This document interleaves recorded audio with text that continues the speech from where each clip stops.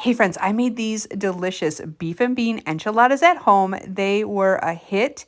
I'm going to show you exactly how I made them. And on the side, I made this Chi-Chi's corn cake. Do you remember that from the restaurants back in the 90s? Oh, it was so good. But I'll show you how I made that too. Here are all the ingredients I used. I love this La Preferida brand, and that's mostly what I'm going to be using. But let's first get this Chi-Chi's corn cake going. I had a packet. You can buy it at Walmart, or probably any grocery store.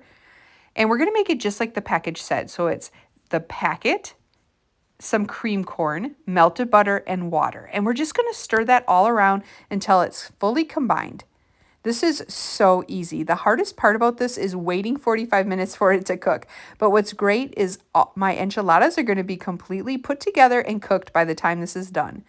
So we're going to spray a loaf pan, pour our batter right in there, and then that goes in the oven at 350 degrees for 45 minutes. And that's the perfect timing to get these enchiladas made and cooked.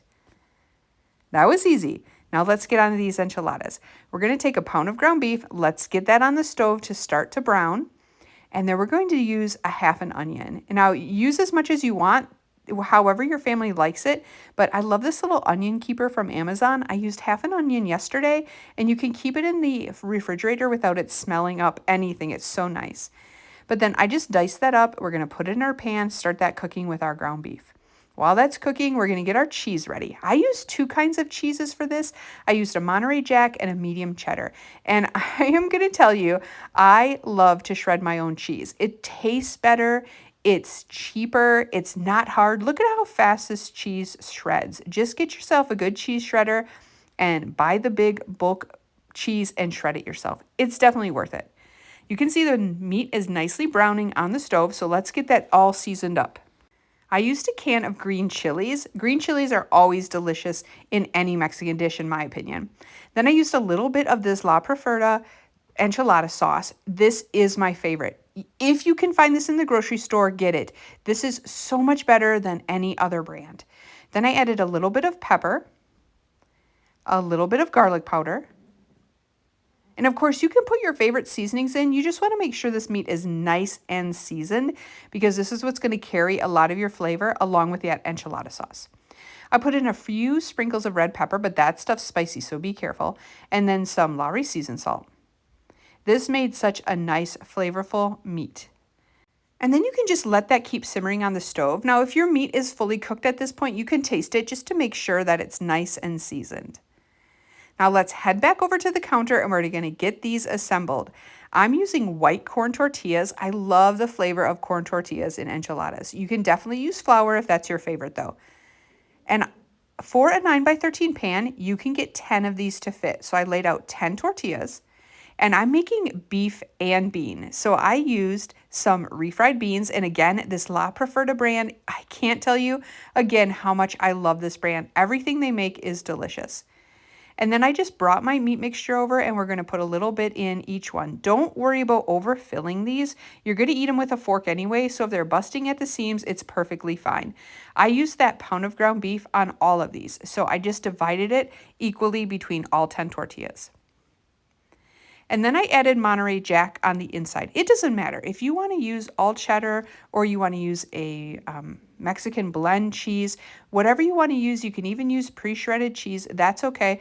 I just always like to mention that shredding your own cheese, it just tastes so much better. Now you're going to take a little bit of that enchilada sauce and pour it in the bottom of that 9x13 pan. I use glass. You can use metal. It does not matter.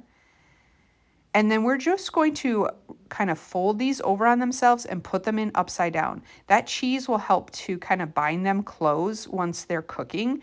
It does not matter if they're over full and they barely shut. It's going to be just fine. Just make sure you put it seam side down. I got all 10 to fit in here with no problem. You can see they fit nicely. And then once you get those in there, we're going to put the enchilada sauce on top. Now, I did use 3 cans. I think you could probably get away with using just 2 cans. Mine were really, really saucy, but my family loves them that way. So I always like to use 3 cans. Now, once you have them completely drenched in that sauce, you can go ahead and get the cheese on there. This is going to be to your discretion. If you like a lot of cheese, pile it on. If you just like a little bit of cheese, just sprinkle on a little. Whatever you have and whatever you want to use is going to be perfect for your own taste. I live in Wisconsin. We are the dairy land. We are the dairy state. I put a lot of cheese on my enchiladas, and they were good, trust me. And we're going to put these in the oven, and they just have to get kind of warm and bubbly, and that cheese needs to be melted. Everything is fully cooked, so just 20, 25 minutes. And what was perfect is they were done at the same time as that Chi-Chi's corn cake. So you can see it's starting to get brown around the edges. We'll pull that out. Look at these delicious enchiladas. Look at all that cheese melted on there. Oh, these were so good. And depending on how big your family is, they definitely heat up well for leftovers. So for us, we did have leftovers the next day, and they heated up so well. Now these looked and smelled so good and so cheesy, so I'm having 2 of them. Oh, they were so good. Put a little bit extra sauce on there if you like them nice and saucy, and then let's go get some of that Chi-Chi's corn cake. I don't know how to describe this if you've never had it before. It's almost like a gummy sweet cornbread. That's probably a good way to describe it. You use a scoop to scoop it out, and it's kind of moist, kind of gummy, but really sweet. It's definitely good. If you haven't tried it, you got to try that Chi-Chi's corn cake. Now you can serve these any way you want them, but my husband and I like them with some sour cream. You could also put onions or cilantro, however you like them. And then I did have some of these crunchy jalapenos from Trader Joe's, so I sprinkled a few on there. And here comes our reaction. I'm bringing in the taste tester. Here you go, honey. Oh, wow. We got enchiladas and then Chi-Chi's corn cake. Feels like a hot dish. Cool it off a little here. I know what he's going to say right away. Good, cheesy, delicious. Oh, I thought you were going to be like, ooh, those are corn tortillas. Those are your favorite. They are my favorite. Yeah, my second favorite. Corn cake, I like this. These enchiladas are soft. Lots of enchilada sauce, lots of cheese. That meat is seasoned so good. The sour cream on top is good. Me. This is a good supper. Chi-Chi's corn cake. I remember going to Chi-Chi's when I was a teenager. Yeah, me too. We used to have a buffet in Kansas City. It was really good. Sweet, cornmealy. This is a super... I'm not going to say this is a super easy because there's some stages, but this is a very doable weekday meal for your family. It's going to be delicious. I put some crunchy jalapenos, those Trader Joe's ones on mine, just because I like it a little bit spicy. But yeah, this is a delicious meal. We're going to go have supper. Yeah. Thanks for watching, everybody. All right. Have a great night.